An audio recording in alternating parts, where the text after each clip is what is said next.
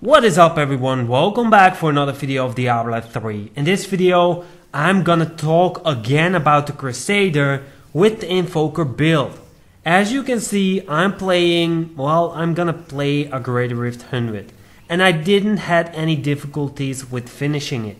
And the reason because of that is because they buffed this build like crazy and I can go even higher, but I think I will get stuck at Great Rift 110.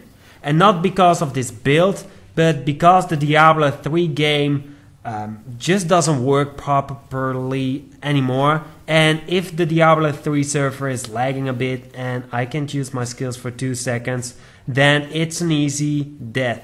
So that will cost me too much time, and in this video I'm dying a few times, and that's all because of the lag. But anyway, let's talk about this build. First, you need all the pieces of the Invoker. This will give you the 6-set bonus. The attack speed of Punish is increased by 50% and you deal 5400% Thorns damage on the first enemy it hits. That's insane! The 4th set bonus, you take 50% less damage after you cast Bombardment.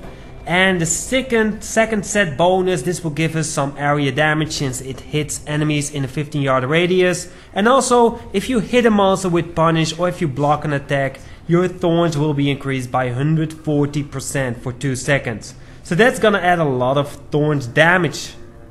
So, we still wanna activate the 4th set bonus with the Belt of the Trove. This will activate Bombardment and we will receive 50% less damage from our armor. Because we are going really high with this build, we want to have Aquila Caress. This will give us even more damage reduction, and this will be active always since we are not using any resource costs. We also want to use the Compass Rose and the Traveler's Splash. If my mouse just fucking moves, then we can go on. This will give us damage reduction while we are moving, and it will increase our damage while standing still. This will be perfect because we are searching for elites, or we want to create a lot of density so we can slaughter every single mob with our braces. For the other ring we are using Justice Lantern, so we will get even more damage reduction equal to the percent of block chance we have. We cannot have more block chance than 75%, so well, unfortunately. But anyway, for our shield we want to use Fotoya Spiker because the enemies who are hit by Provoke will take double damage from Thorns, which will be freaky awesome this season. And for our weapon we still want to use the Pig Sticker because it will give you 1 primary skill more. And it's just really fast and it will out damage the hack like crazy. So forget about the hack, just forget about it, it's fucking retarded. So for the Kanai's Cube, Accurate's Awakening, we want to use this so we can reduce the cooldown of our skills. Sanguine, whatever, just use that because of the area damage it gives you. And with the Provoke skill, which will be active the whole time, our thorns will deal double damage. And as last, as usual, Convention of Elements, we don't want to miss this, because this is our damage dealer sometimes. So for the gems I'm using Boyarki's Chip, whatever, for the Thorns buff, Bane of the Stricken because we want to kill the Guardian fast, and Bane of the Trapped, it will increase your damage. So for the skills, where's the bottom? There we go. For the skills, Punish, Celerity increases the attack speed of Punish and it will also increase your block chance by 15%. Laws of Justice, Decaying Strength, this will give you a lot of more toughness, and since we want to go really high we want to have as much toughness as possible. To be honest, I didn't really need it in this rift. I think it would be better if I had Laws of Valor with attack speed, but anyway I was gonna do a Great Rift 110 soon probably, and then I will go for Laws of Justice for the more toughness. Provoke hit me and will increase your block chance by 50%, so you can have in total of 75%, but it will increase the damage reduction from your Justice Lantern. Steed Charge, well we all know why we want to use this. Yeah. You can also go for whatever, you just want to use endurance, just forget about all the other skills. Iron Skin, Reflective Skin for the damage reduction and the thorns increase. And as last, the most important one, Accurate's Champion Prophet. This skill is keeping you alive, it will give you a lot of toughness and a second life.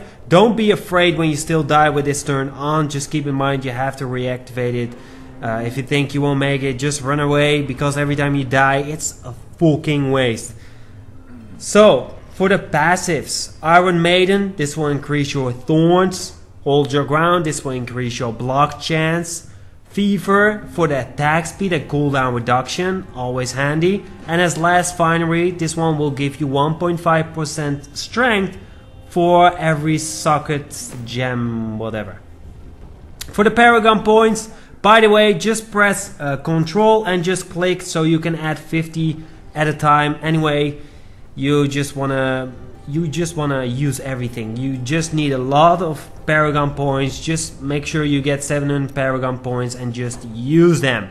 If you don't know how to get Paragon Points fast, you just have to play more games. So that's really it.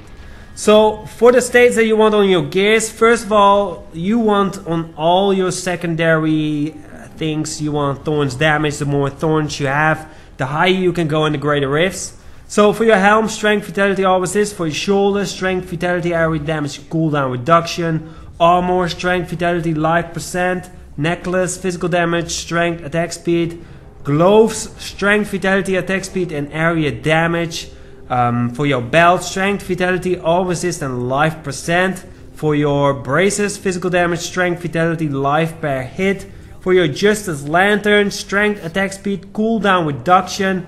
For your pants, strength, vitality, all resist. For your compass rose, strength, attack speed, area damage, cooldown reduction.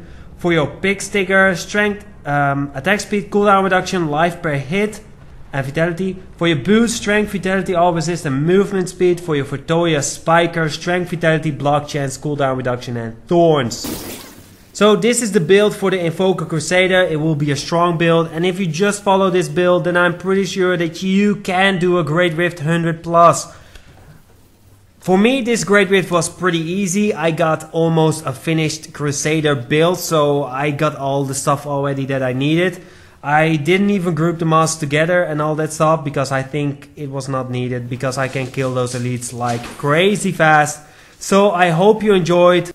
If you did, leave a comment, like and subscribe. Also turn on the notification, it's next to the subscribe button. I made this video in a noob mode called PTR. I just wanted to know if I could do a Great Rift 100+ with the new Crusader. And I'm gonna try to reach 110 on the leaderboard. That's gonna be funny. Anyway, I will see you in the next video, probably. Peace. Or not. Well, you will see me. You won't see me. Maybe if I bought a camera, by the way. But I don't have one, so fuck that. So I will see you in the next video. Peace.